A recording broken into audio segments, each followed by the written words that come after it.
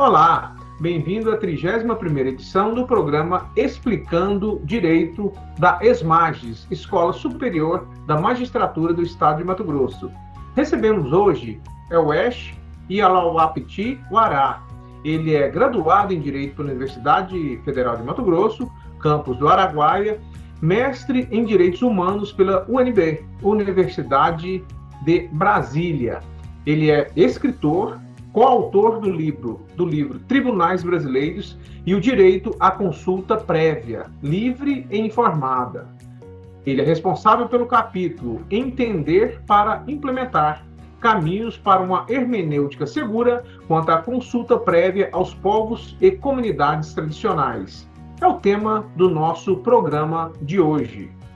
Ele é membro da Comissão de Igualdade Racial e Comissão de Direitos Humanos do Distrito Federal, membro do Conselho Rede Xingu, e suplente do Conselho Municipal de Defesa do Meio Ambiente de Canarana, Estado de Mato Grosso. O programa Explicando Direito tem como objetivo desenvolver conhecimento sobre temas jurídicos e sociais, com o escopo de aperfeiçoamento das relações humanas. Seja bem-vindo, Dr. Elwesh. Olá, muito boa tarde.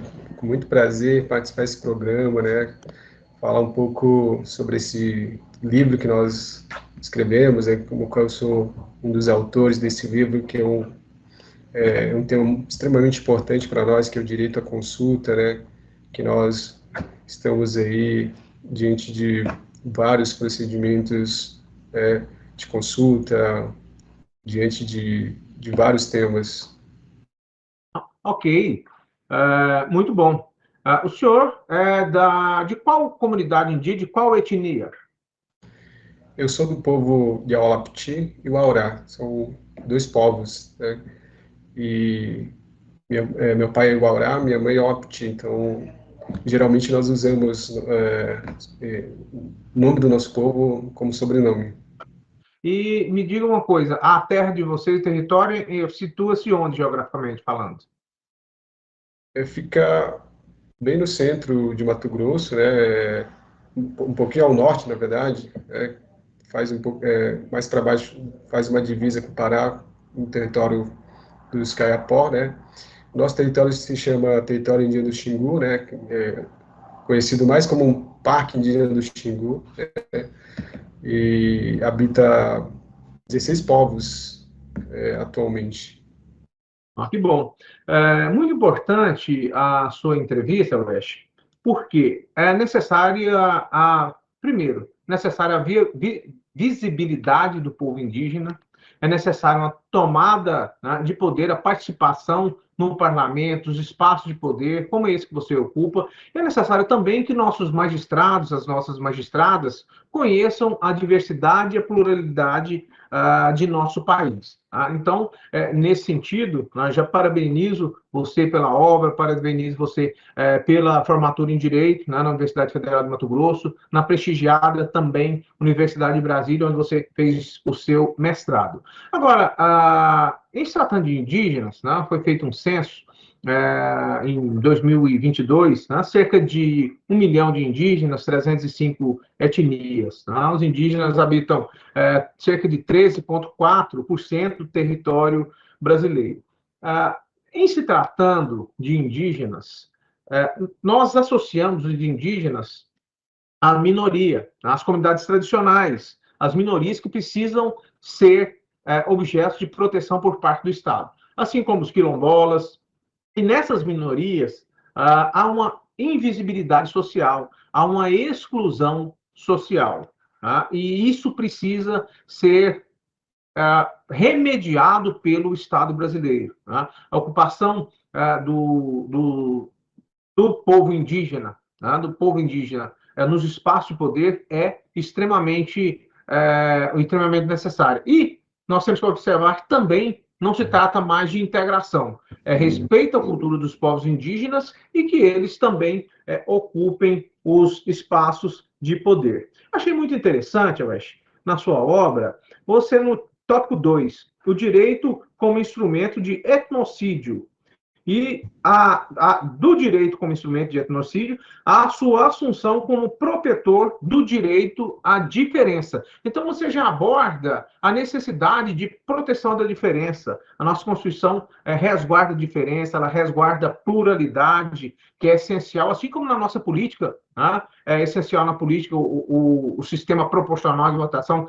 ele resguarda a pluralidade, mas eu vejo uma subrepresentatividade dos indígenas. Tá? Como que se dá essa transição do direito de instrumento de etnocídio como instrumento de proteção à diferença? A própria Constituição Federal já reconhece essa pluralidade, né, étnica, né? Então, a Constituição Federal ela é um marco para que nós sair do integracionismo para interacionismo, né? E nós estamos agora ocupando esses espaços justamente porque a Constituição Federal nos possibilitou, né, reconheceu esse direito, né, dos povos indígenas, quilombolas, comunidades tradicionais, como sujeito de direitos também, né? Por isso que hoje nós falamos agora de interacionismo, né, ao invés de integracionista, que é a política do passado, né, que tinha essa imposição de integrar os povos indígenas na comunhão nacional. Hoje nós vemos essa política diferente, né? E, e resultado disso, né, nós estamos agora ocupando vários espaços políticos, espaço jurídica também, né? Enfim, né, nós estamos tendo essas incidências em diversos espaços agora, né? Porque realmente era uma política que restringia, era uma política que barrava o acesso dos povos indígenas em qualquer espaço político do Estado brasileiro. Perfeito. E, assim, a questão de ver o outro, tá, está muito, vamos dizer, em voga, respeitar o outro. Há um escritor, Manuel Levinas, tá, que aborda essa questão do outro. Nosso professor da Universidade Federal de Mato Grosso, aqui, Felipe Rodolfo, também tem a discussão, o estudo sobre a ética da alteridade acerca de Manuel Levinas. Tá? Então, é extremamente necessário o respeito ao outro indígena. E, como você disse, essa ocupação do espaço de poder. E nós estamos aqui na Escola da Magistratura, e você tem um tópico bastante interessante também da sua obra, que você fala do direito universal à particularidade, pressupostos para uma hermenêutica segura quanto à consulta prévia. Tá? Nós sabemos que a consulta prévia ela é prevista, né, tanto na Constituição Federal, mas de instrumentos supranacionais também. Tá? E na Constituição, no nosso artigo, primeiro artigo 231, ele garante vários direitos aos indígenas, o respeito às suas línguas, às suas crenças, às tradições, tá? E também há essa previsão acerca da consulta prévia. Tá? Agora, em termos de hermenêutica, já que nós estamos falando, tá? Você é formado em Direito, mestre em Direito, nós estamos falando para um público de juízes e juízas. Tá? Como que se pode dar essa hermenêutica do universal ao particular? Né? Quais são esses pressupostos de uma hermenêutica segura quanto à consulta prévia? Bom, a consulta prévia, a interpretação da Convenção 69, né, se trata de direito fundamental, né, que envolve todo esse direito fundamental, né. A Convenção 69, ela é auto-aplicável, o Brasil internalizou esse tratado internacional, né, Convenção Internacional, como a lei doméstica, né. Então, nós temos que interpretar de forma bem ampla, né? Existe, na verdade, questionamento em relação à regulamentação, né? Mas como se trata de pressuposto de direitos humanos, né? Direitos fundamentais, ela é auto-aplicável, né? Então, por isso que alguns órgãos do Estado, né, faz uma confusão na hora de aplicação, né? Porque fala que não tem regulamentação, mas não necessita de regulamentação. Diante disso, nós temos também um instrumento muito importante que é chamado de protocolo de consulta, né, que orienta a aplicação, né, o processo, o procedimento de aplicação desse direito, né. Alguns povos indígenas, né, já tem esse instrumento chamado protocolo de consulta que vai orientar de que forma que os povos indígenas devem ser consultados diante de dúvida, diante de confusão de aplicação, né? Se o momento de aplicação de consulta também, por exemplo, vamos trazer como exemplo um empreendimento que nós participamos de alguns processos, né? Tem um momento de planejamento e tem um momento de licenciamento, né? E o que o poder público normalmente tem alegado é que tem que ser aplicado apenas no momento de licenciamento ambiental e esquece dessa fase de planejamento do projeto que também influi no processo em diante, entendeu? Então, nós temos que analisar muito bem, né, em que momento que nós temos que aplicar, né? Isso tem refletido bastante, né? Porque o poder público alega que só tem que ser aplicado no momento de licenciamento, onde já tem decisões, né? Já tem um projeto pronto já, né? Então, é importante que se observe também esse momento para que os povos indígenas tenham participação efetiva, né? É um ciclo, né? De um projeto assim, principalmente um empreendimento, né? Tem outros temas também que requer, né, o direito de consulta, a participação dos povos indígenas, né? Nós sempre alegamos que nós não vamos contra algum projeto do desenvolvimento do país, mas o que nós queremos é participação, ter uma efetiva participação, né, para que nós também tenhamos uma participação e orientar de que forma que nós temos que ser consultados, né? Então, por isso que nós falamos de interpretação, né, mais apurada dessa Convenção 69, que é um instrumento muito importante para nós, que resguarda os direitos dos povos indígenas, reconhece os povos indígenas e comunidades tradicionais como um sujeito de direitos. É um avanço para nós, os povos indígenas, né?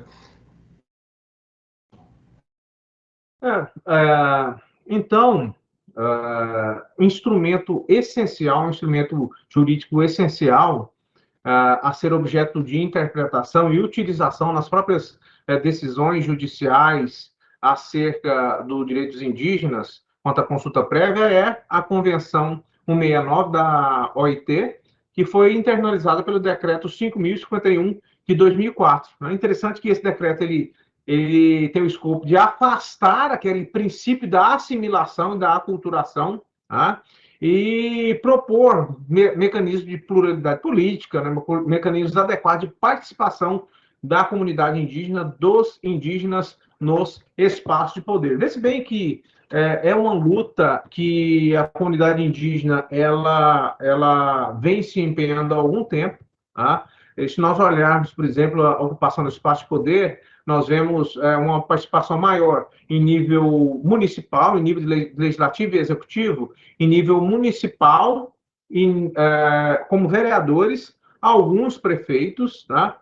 E em nível estadual e federal, já é uma participação menor, né? Nós temos em nível federal alguns indígenas, tá? Como deputados federais, mas houve eu não sei se, eu gostaria da sua opinião, que houve uma expressividade maior no passado recente. Tá? Nós notamos, assim, uma evolução na ocupação desse espaço de poder. Tá? Qual que é o seu pensamento? Como que os indígenas estão se estruturando para tentar ocupar de uma forma maior esse espaço de poder? Bom, existe um movimento indígena nacional, né, que está cada vez mais se fortalecendo, né? O resultado disso é uma instituição de Ministério dos Povos Indígenas da esfera federal, né? É claro que existem também os movimentos regionais, movimentos locais também, como o senhor citou, né? Que um tempo relativamente recente aí que alguns indígenas ocuparam também a Casa Legislativa, a Câmara dos Vereadores, né? Aqui, por exemplo, no município de Gaúcha do Norte, que é um dos municípios que está ligado ao território indígena do Xingu, tivemos alguns vereadores indígenas, Feliz Natal também, tivemos alguns vereadores indígenas, mas que isso me parece que na última eleição para eleição municipal nós perdemos um pouco, né, essa ocupação de espaços, né? Mas nós estamos, com o movimento também, nós estamos organizando esse movimento para que na eleição, próxima eleição, os indígenas também ocupem esses espaços, né? E tem esse movimento nacional que está bem forte, está bem organizado, né? E todo ano nós temos acampamento Terra Livre para que os povos indígenas se encontrem ali para debater e reivindicar também ao governo, né? Para ocupar mais ainda os espaços nesses órgãos estratégicos importantes, né? Como é o caso do Ministério dos Povos Indígenas, né? É um resultado de um movimento indígena que está cada vez mais se fortalecendo para ocupar a política nacional, regional e locais também. Ok. Gostaria de fazer uma pontuação, só para completar, né? Em 2022, nós tivemos candidaturas indígenas, nós tivemos em nível cerca de 172 candidaturas indígenas, foi o maior número desde 2014, ano que a autodeclaração teve início, e há uma discussão sobre essa autodeclaração, uma discussão muito forte sobre a autodeclaração indígena. Então, nós tivemos 172 candidaturas indígenas, 111 para a Assembleia, 56 para a Câmara dos Deputados, 2 para governos estaduais e 3 para o Senado. Então, assim, nós vemos assim, realmente uma movimentação maior, mas assim, bastante aquém. É um processo demorado, né? Um processo demorado, não é algo que possa ser feito da noite para o dia, né? Mas houve, em termos de candidatura, foi o maior número, tá? No sentido dessa participação política. Tá? Agora, essa questão da autodeclaração, queria fazer alguma pontuação, as discussões sobre a autodeclaração dos povos indígenas? Bom, essa questão de autodeclaração, né, é um indivíduo que vai auto-reconhecer, né? E, então, assim, a FUNAI, no ano de 2022, fez um normativo que, que ia mudar esse auto-reconhecimento, né? Mas aí mudaram de novo, né? Que tem que prevalecer auto-reconhecimento, porque cada indivíduo que tem que se auto-reconhecer um indígena, né? Isso é muito importante, né? Não é o Estado, não é terceiro que vai reconhecer, né? Eu, a pessoa do indígena, né? A pessoa do indígena tem que se reconhecer, né? Porque essa normativa que a FUNAI tinha editado, eu esqueci o número da instrução normativa, né? Que falava que tinha que ser por hétero determinação, né? Hétero reconhecimento, né? Ou seja, o Estado que teria que reconhecer, né? Mas não é assim, né? Porque nós indígenas, né, que conhecemos a nossa realidade, né? Estando na cidade, ou dentro da comunidade, né? Essa essência indígena não sai da nossa, do nosso meio, né? Então, assim, eu, por exemplo, eu moro aqui na cidade, isso não faz com que eu deixe de ser indígena, né? Eu estou sempre aqui trabalhando na instituição indígena, e eu vou para a aldeia, né? E o fato de eu estar aqui na cidade, isso não quer dizer que eu esqueci minha origem, isso não quer dizer que eu não tenho mais essa essência indígena, entendeu? Então, é importante ter essa autodeclaração do indígena, entendeu? O fato de morar na cidade não significa que você deixou de ser indígena, tá? Exatamente. Não, isso não a sua essência. Agora, eu só queria destacar o seguinte: o Tribunal Superior Eleitoral ele tem o viés, né, de assegurar a participação de minorias nas disputas. Tá? Assim foi com as mulheres, assim foi com os negros em relação à distribuição de recursos dos fundos de financiamento de campanha. Agora, recentemente, o Tribunal Superior Eleitoral ele decidiu que candidaturas indígenas também terão direito a uma cota de recursos financeiros do fundo partidário e do Fundo Especial de Financiamento de Campanha, assim como tempo gratuito de rádio e televisão, justamente no intuito de promover a inclusão sociopolítica dos povos indígenas e garantir a sua participação, né, durante as eleições. Agora, também há uma discussão, eu sei que nosso tema aqui é acerca da nossa consulta, né, e eu vou finalizar falando para você pontuar acerca da audiência pública, da oitiva constitucional ou consulta, tá? Mas antes disso, há um projeto de lei, um projeto de emenda constitucional, aliás, perdão, um projeto de emenda constitucional número 320, em discussão no Senado para a alteração do artigo 45 da Constituição. Tá?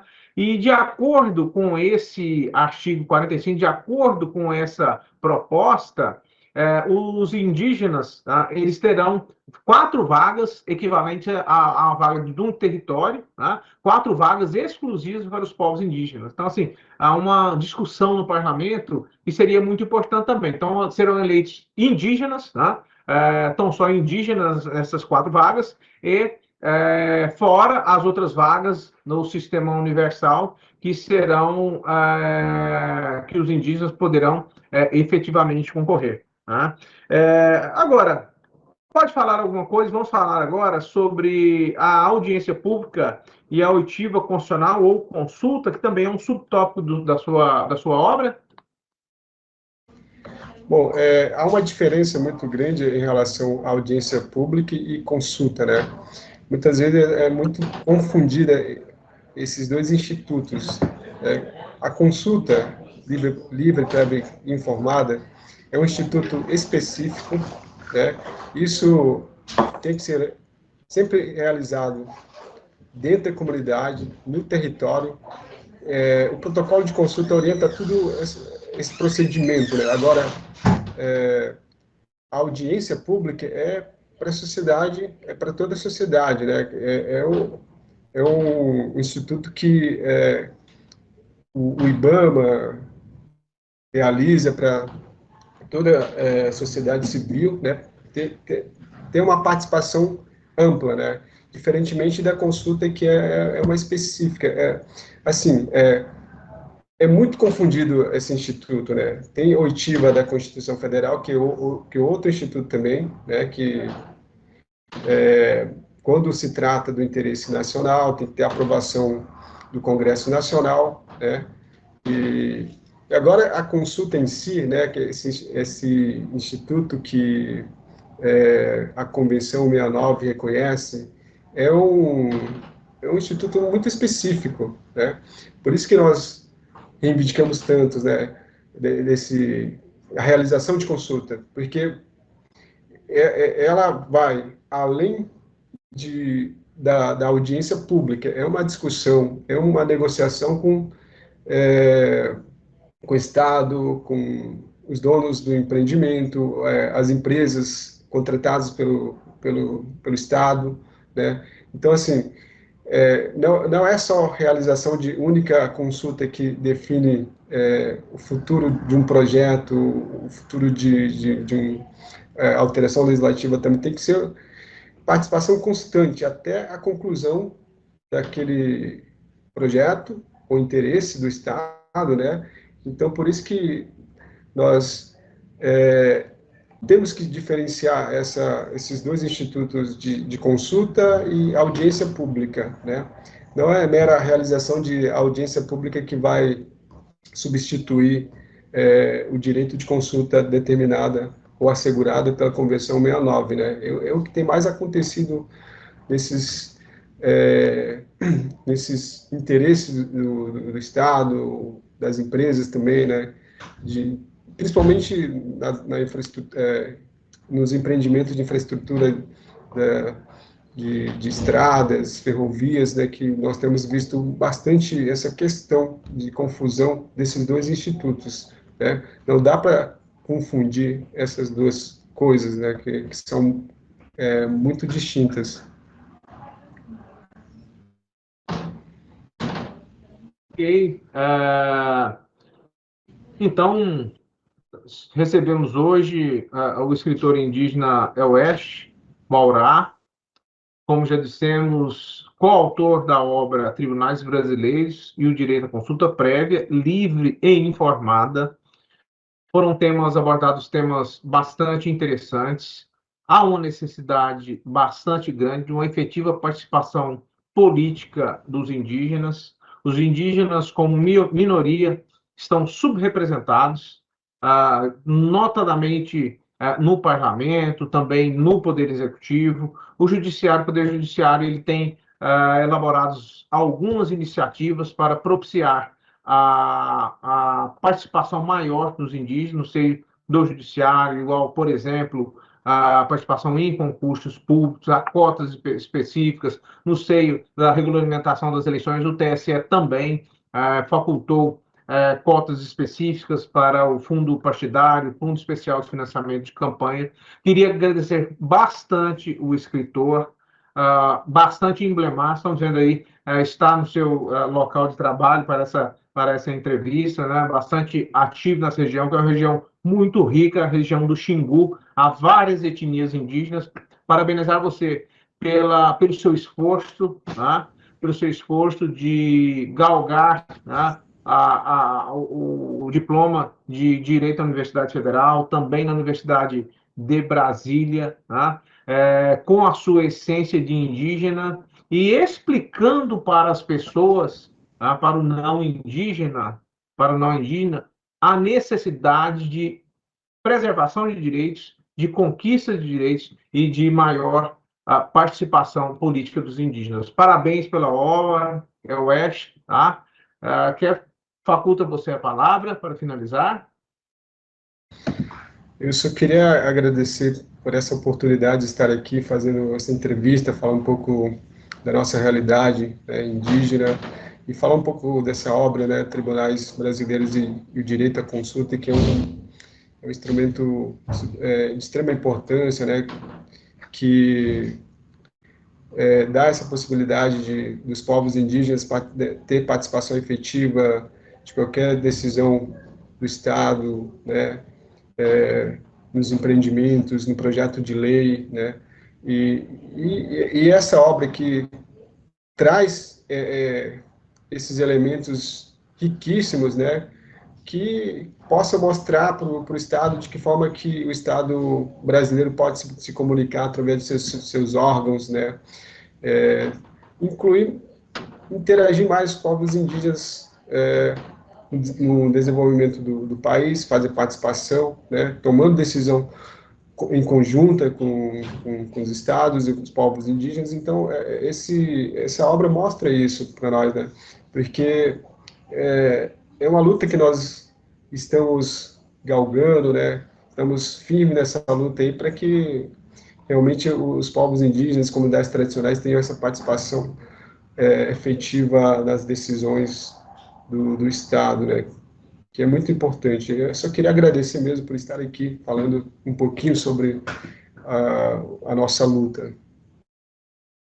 Ok, muito obrigado. Esse programa é uma produção da Escola Superior da Magistratura do Estado de Mato Grosso, desembargador João Antônio Neto.